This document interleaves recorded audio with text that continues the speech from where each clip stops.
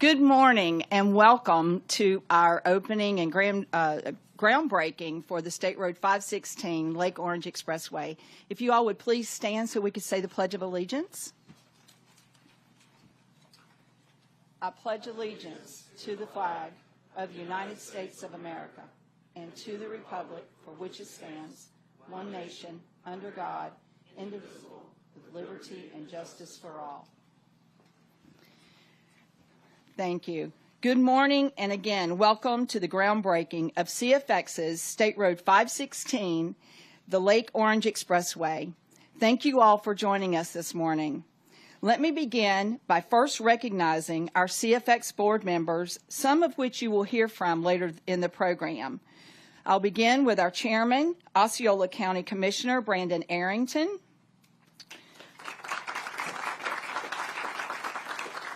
Our Vice Chairman and Governor appointee, C.J. Mayer. Our Treasurer, City of Orlando Mayor Buddy Dyer.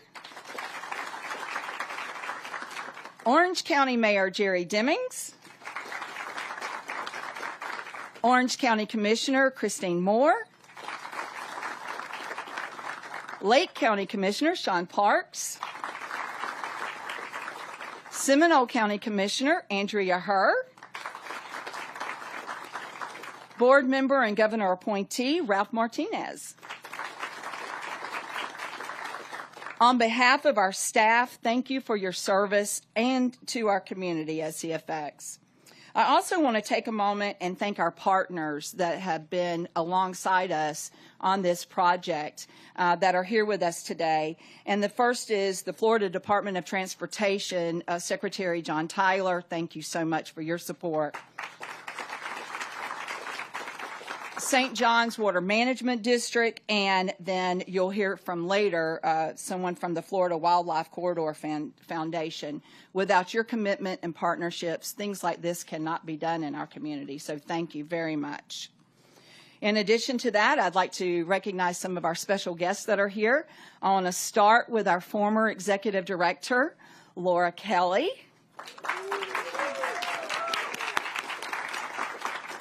We have State Representative John Temple here with us today.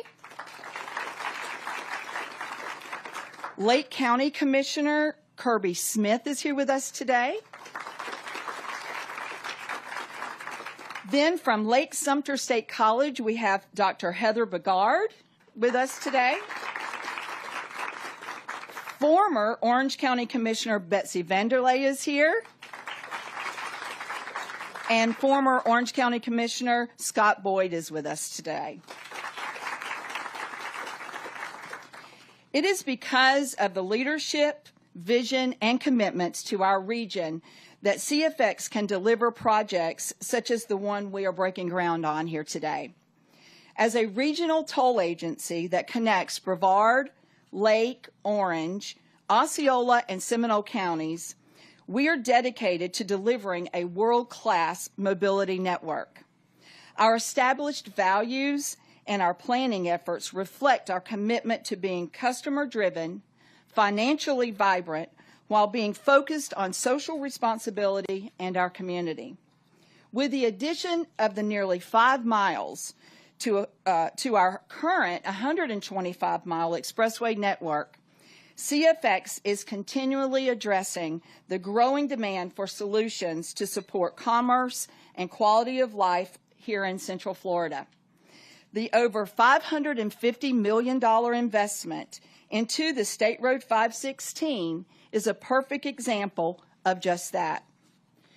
You will hear more from our upcoming speakers about the innovations, the technology, and other exciting attributes this new connection will provide. Prior to their stories, I want to share that the footprint for this new east-west connection is so much more than an expressway. It has been an exercise of thinking outside of the box to create a sense of place, utilizing opportunities for an experience for those that travel within this corridor. Florida is a special place. And when given the chance to honor the magnificent features we love from the sun, nature, and wildlife, we saw an opportunity and a responsibility. With that, I'm looking forward to you hearing from our speakers today on how this new facility will benefit our region. I would now like to introduce, and please help me welcome our chairman, CFX Chairman, Osceola County Commissioner Brandon Arrington.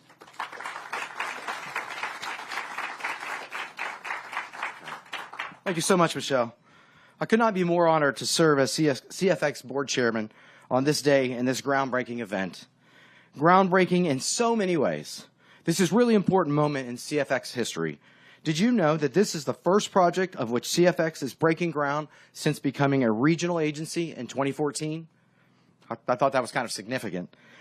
And this is a significant milestone that I'm very proud to share with all of you and my fellow board members here today. We take our responsibility as members of this organization very seriously because we want to do everything we can to ensure we keep this region moving. Our approach as part of CFX is to think regionally and act regionally. It's how we came together to approve CFX's 2040 master plan, which was created in 2016 and involved all of our area counties, cities, environmental, and transportation agencies with thoughtful projection and financial planning.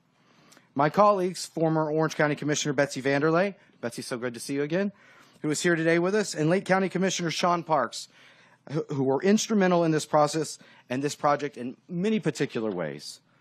The planning for State Road 516 is an extension of CFX approach and conviction that expressway planning must carefully balance the interests of connectivity and our treasured ecosystems. As you'll learn today, that connectivity will play out in a special way with State Road 516.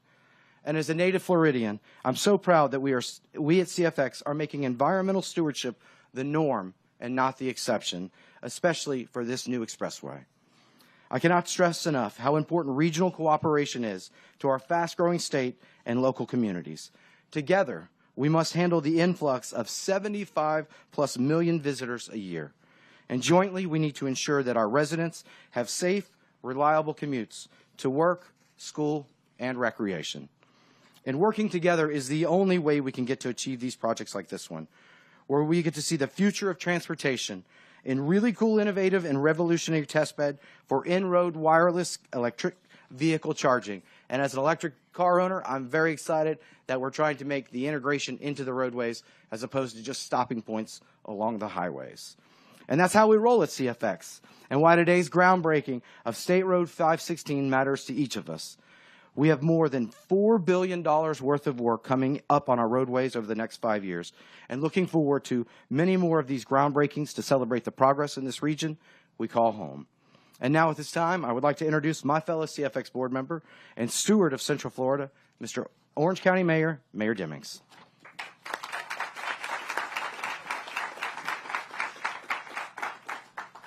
Thank you, Chairman Arrington. I'm honored to be here today with what I call the co-laborers in our community to make this the best place, the best Central Florida that it can possibly be. A little bit of nostalgia. When I was driving in today, I saw some real cowboys not far from here. They were on horseback and they were herding cattle. Wow. I thought about that for a moment. Growing up here, like you, Chairman Arrington, it's a bit of bittersweet, I guess, to see the area change. But because of growth, because of the vision of a visionary leader like Walt Disney, now more than 60 years ago, who envisioned this whole region becoming the Epcot of the world, the experimental prototype community of tomorrow. All of us are working to make that vision a reality in a very wholesome, healthy way. With the tremendous growth that our region is experiencing, we need roads. We need to move people around much more efficiently. Central Florida, I don't have to tell you, is growing tremendously. Florida is growing, the fastest growing state in the union. And being within the center of the state, we have to be intentional about how we connect our roadways. So I was also reminded when I was driving in and I saw these citrus groves. My father came here to this area. He left Alabama in 1939, and he moved here, and he thought he was just going to be here for a summer, working in citrus, and he never left, you know, and he lived to be almost 101 years old. He passed last year, but he came to work in these citrus groves. I said, Dad, I don't ever really want to do that, but just north of here, we are standing today in an area not far from Horizons West, one of the fastest growing areas in the country. Since 2010, Horizons West's population has risen from 14,000 to 58,000 people or so today. So it's really a small city within Orange County. For residents and businesses in West Orange County, State Road 516 is a welcome, future-forward community asset that I've had the honor of helping to realize this reality as a member of the CFX board. You may have heard me say that we can only accomplish what needs to be done in this community through innovation, collaboration, and inclusion. It takes all of us to be able to do that. State Road 516 represents all three. Innovation, this new road is a pioneering example of how roads can be planned and designed sustainably with less impact on our ecosystems and with more applications of transportation technology. In this case, we are one of the few communities in the world building a road that charges electric vehicles at 70 miles per hour. Collaboration. As Chairman Brandon said, few good things happen in a vacuum. The speakers here today and many others behind the scenes have all contributed to realizing this new expressway of immense pride within our region. Inclusion.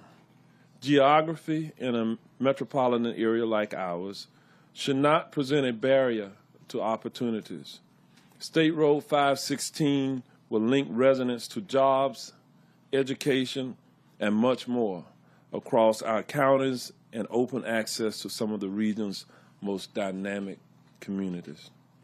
Now, this time, it is my honor to introduce Lake County Commissioner Sean Parks, who will come up for a few words as well. Thank you so much.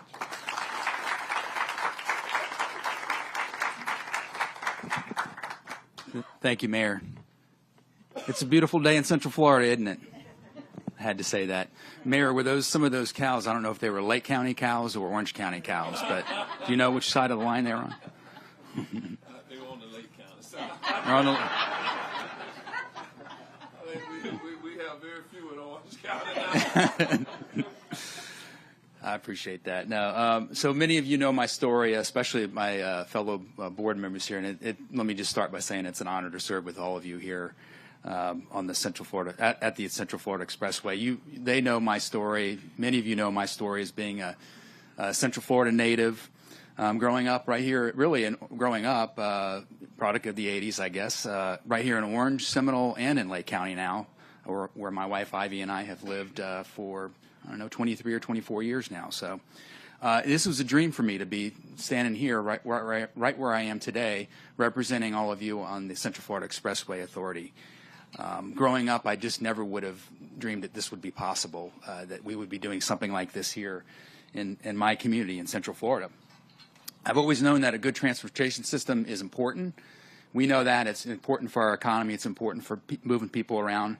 But I started thinking about highways differently when I went with our former CFX director, Laura Kelly, when I went with her and some other team members to see a stretch of road on I-85 between Atlanta and Alabama called the Ray. It's called the Ray. And the Ray's goal, and it's still at that time, and it still is applying planning technologies and materials to minimize impacts of building highways on their community's environment and the environment. That was the moment when Laura and I began to think about how we could apply similar strategies, right, Laura, in our planning to the Lake Orange Expressway, where we are today, the State Road 516. Today we are celebrating a culmination of exploration and determination to do more than just moving cars along the State Road 516. Today is going to kick off in a pretty extraordinary an extensive construction effort, and we have some of our members from the construction team that are here. I want to thank them. Our CFX team, including the members of our Environmental Stewardship Committee, and I'm not sure if there's anybody here from the committee, but please raise your hand if you are. I want to thank you for going the extra mile to make this a nationally known highway. Yes, a nationally known highway. And in fact, our plans for the State Road 516 include securing an Envision Roadway Platinum certification, the highest possible global rating for sustainable and resilient infrastructure.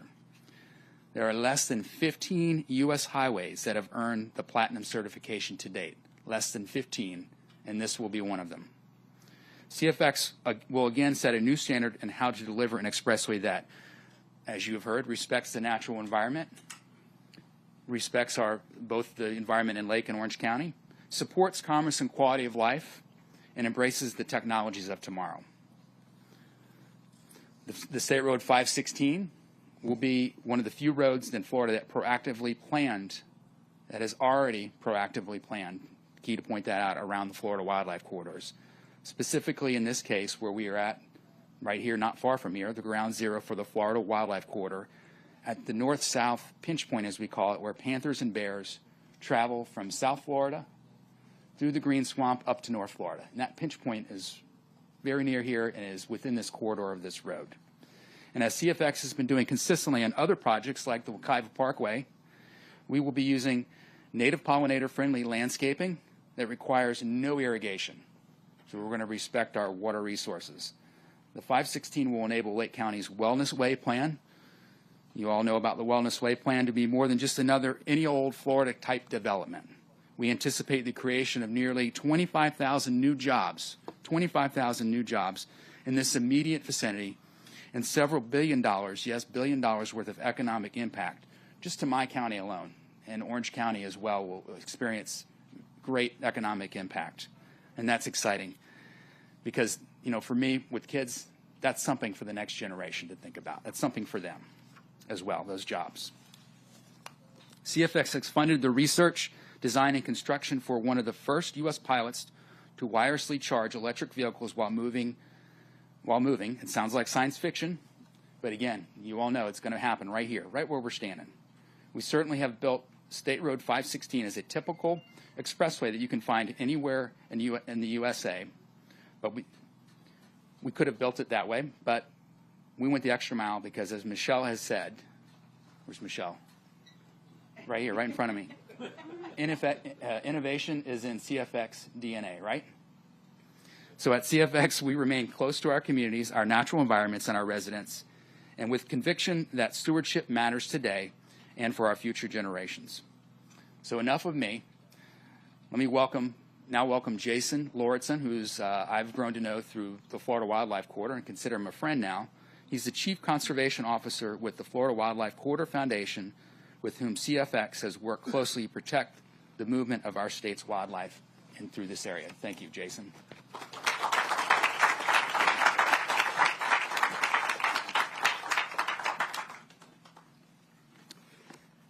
I met Commissioner Parks in 2018 at a screening of one of our expedition films called The Last Green Thread. And afterwards, he came up and introduced himself and just let us know that he thought what we were doing was important. So that's really where the journey started here for me and my engagement in this area, was just that simple introduction at an event. So please continue to network with conservation organizations and let us know that what we do matters. We'll remember it, and we'll come back when there are opportunities for us to collaborate. It may strike you as unusual that a representative from a conservation organization shows up to deliver remarks at a groundbreaking for a road construction project. That I'm here today is a product of 4 years of conversations and outreach going both ways between the Florida Wildlife Corridor Foundation and CFX. The Florida Wildlife Corridor represents the best chance we have of safeguarding for future generations the legacy of wild Florida that we inherited. Floridians have invested in conserving that best of wild Florida for over a century.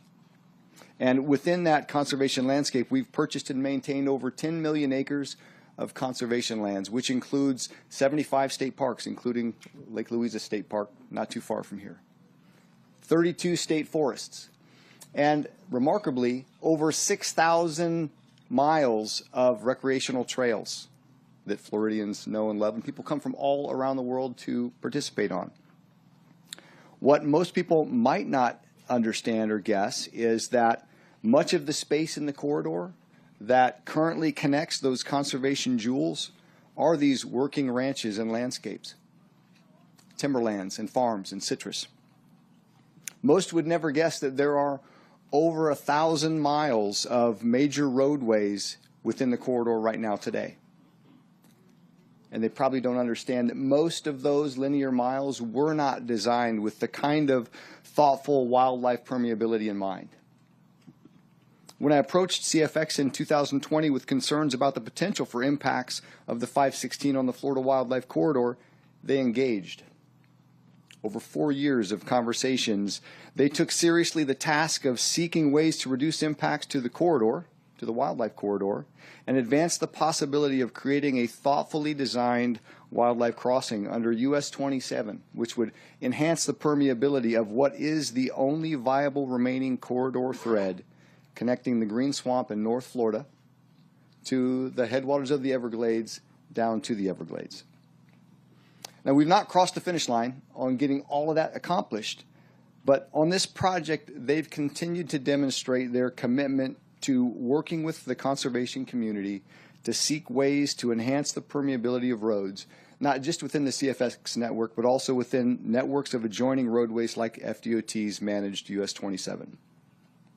So as we break ground on this new road, just as it may seem unusual that I'm here, it's worth noting that the journey to protect our wild spaces is also going to require some unconventional efforts, some thinking outside the box. Success for the Florida Wildlife Corridor movement depends on these diverse partnerships from agencies like CFX and county planners and developers and NGOs and passionate individuals like yourselves. If we're going to chart a path for Florida that we can be proud of for our future, we have to do these kinds of collaborations. And it's possible to retain that wild Florida and still grow as a state. So thank you for being here, putting an attention on conservation as well as growth. I look forward to continuing to work with you as we go into the future. And I'd like to introduce Michael Masculaire, the Chief Commercial Officer at Aspire. So, Michael.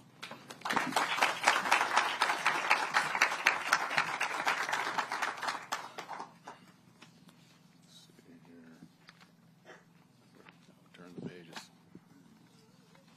Somewhere in here. All right. There it is. All right. So I'm a kind of person who likes to tell stories because that's how I remember things. So starting to think about coming here and preparing for this thing, I'm talking to Michelle and Glenn and all the other people that are out there, and they're like, I know you're a technical dude, but we have an audience here that just wants to get a general understanding of everything that's going on. So, of course, I come here, so I prepared something that's pretty generic, and I'm talking to several of you out in the audience, and the most common question I got is, hey, you know, and we know that you're the technical people, myself and Bernard. Can you tell me how this stuff works?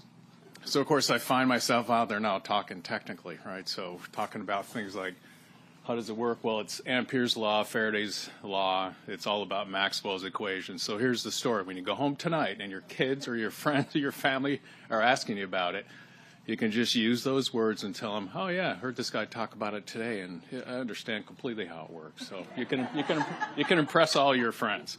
So second most common question I got is how to pronounce your name. So, and I'm the guy with the French name, then Bernard's going to be here next, the guy with the German name. So anyway, with that story, good morning, everybody, friends, Floridians, fellow visionaries. I'm not sure how much of you are aware of it, but the world of moving people and goods is about to undergo a huge step change. People are starting to understand that, but it's really just about to happen. So a little bit of background. Transportation today is responsible for about a third of all the greenhouse gas emissions in the U.S., largest contributor of any sector in the American economy. And a quarter of those emissions are produced by medium and heavy-duty vehicles transporting freight. So that's kind of where we're starting. Electrifying fleets is key to improving air quality and, of course, the quality and life for communities and nearby highways like you were talking about. Got to think about all the people that are living by here. Also a vital component in the success of our nation's electrification strategy. You probably heard about the Joint Office of Energy and Transportation. They finally figured out we need to talk to each other because you got to get the power to the roadways. So that's a big change. And the vehicles most of us drive today are not the same as we'll be driving tomorrow. Slowly but surely, we're moving towards a future where a vast majority of these cars and trucks will have batteries and electric motors. And people start thinking about batteries. Offers a green and sustainable alternative to internal combustion engines. However, the size, weight, cost, and time it takes to recharge batteries present a huge challenge in adoption. One of the reasons why we're here today. And if you look at our work with all the different OEMs, including Ford, General Motors, Hyundai, Kia, Via. They're all introducing models. You go to the lots now, you're going to see those vehicles. We're also working closely with truck companies like Kenworth, Tesla, Freightliner, and they're doing the same in the truck market. Many times people ask, hey, this is great, you're putting in the roadway, who's going to use it? So that's an important question. So they can envision the future, and they're actively creating it. So imagine never having to worry about where and when to charge your EV, which is what most of us do today if we own them, but instead just driving down the road that recharges as your vehicle moves. So in simple terms, think about quiet, clean, less expensive, and the other dirty little secret if you've owned an EV is they're fast. So that's the fun part about it. That's what's going to drive adoption. So that's also the future we're working towards at Aspire, which is I'm part of. It's a National Science Foundation-funded engineering research center headquartered at Utah State University. Our goal is to progress the field of sustainable and electrified transportation in all its forms to the point where people everywhere can benefit from transportation innovations without ever having to think about where or how the charging is going to happen. So we have over 400 collaborators, 10 partner universities, dozens of disciplines, integrate academia, scientific research, real-world applications like we're here today, working in sync with over 60 industry, government, and nonprofit members across all sections of the transportation ecosystem, as well as we're closely aligned with the community partners and all the advisors in the society. So counting CFX and NREX as some of our prestigious and innovative industry members, we just did a webinar about 2 weeks ago, and we had about 30% of these states, so DOTs and turnpikes represented. So if you think this thing is just happening here and it's just an idea, everybody is kind of getting on this bandwagon, which, as you know, is critical because we have to be able to link state to state and allow interstate transportation. So yeah, here is the first public freeway multi-lane deployment that'll happen in the U.S. So what does it all mean that you can soon wirelessly charge your EVs while driving thanks to these fancy copper coils buried into pavement? It means less time spent plugging in at slow chargers, no need for heavy, expensive lithium-ion batteries, and pretty much say goodbye to range anxiety. And then you're probably all wondering how real this is. Is it just science fiction? So, like I said, I like to tell stories. In a previous life, I worked in the mobile device industry. One of the big companies had a lot of presence down here. All of you probably remember it didn't just happen overnight. You remember the first big brick cell phones. They were heavy, expensive. The batteries didn't last. You couldn't put them in your pocket. They didn't look cute when they were in your purse or in your briefcase, all of those kinds of things, right? And they weren't anodized aluminum. So they didn't last very long, and the networks really didn't exist. The coverage was sparse. You'd say, why should I buy a cell phone when I drive 2 minutes away and I can't get coverage?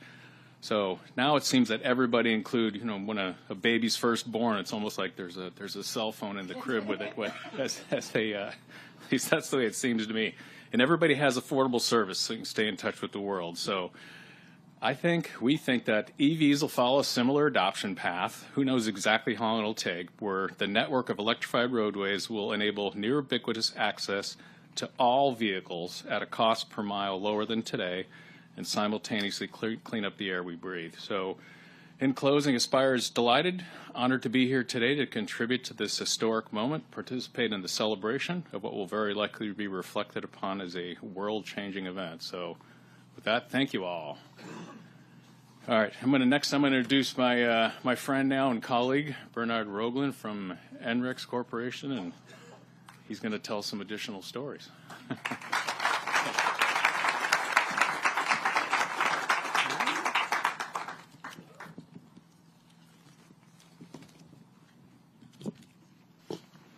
Thank you, Michael. Ladies and gentlemen, thank you for the invitation to speak at this important occasion. It's an honor to be here today, surrounded by visionary innovators who share our commitment to making the future of transportation cleaner and greener. At NREX, we are very proud to be part of this pilot project, working alongside such esteemed partners. Together, we are embarking on an ambitious endeavor that will not only transform the landscape of transportation, but also speed up the journey towards a more sustainable future. The benefits of dynamic charging are numerous. It will eliminate the need of frequent stops, offering a level of flexibility and convenience to EV drivers that they can only dream of today. Smaller and lighter battery packs will reduce the overall weight of the vehicles, improving efficiency and performance, particularly for long-haul trucks that will be able to carry more goods rather than heavy and expensive batteries. And cheaper batteries will also make electrical cars more affordable and accessible for all. NREX is honored to be chosen to deliver the wireless charging system for this initiative. As pioneers in induction technology, we bring unparalleled experience to the table. With a charging capacity of 200 kilowatt, our system sets a new standard, ensuring seamless integration with a wide range of electrical vehicles. However, it will still be a while before everyone can charge their Teslas on the roads like this. Widespread deployment of dynamic charging will require further significant investments, technological advancements, and collaboration among stakeholders in the automotive, the energy, and the transportation sectors. Most EV drivers will therefore have to wait a few more years for their dream to come true. For industry players, it's a different story. In closed environments such as ports, factories, warehouses, the implementation of 24/7 operated AGVs and mobile robots is quickly gaining ground. In cities, buses, taxis, garbage trucks, and last-mile delivery vans will soon be able to benefit from wireless charging, be it static or dynamic.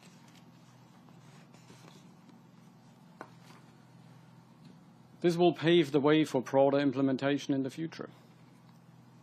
This pilot project will serve as a crucial testing ground, providing invaluable insights that will shape the future of electric vehicle infrastructure.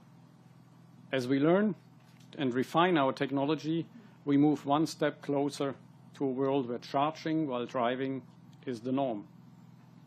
Thank you.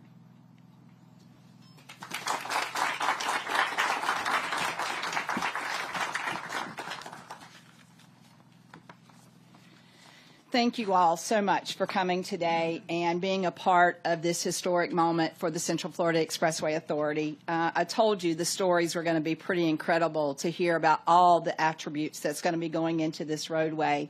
And I really look forward to seeing everybody here when we cut the ribbon to actually open the road in the not too distant future.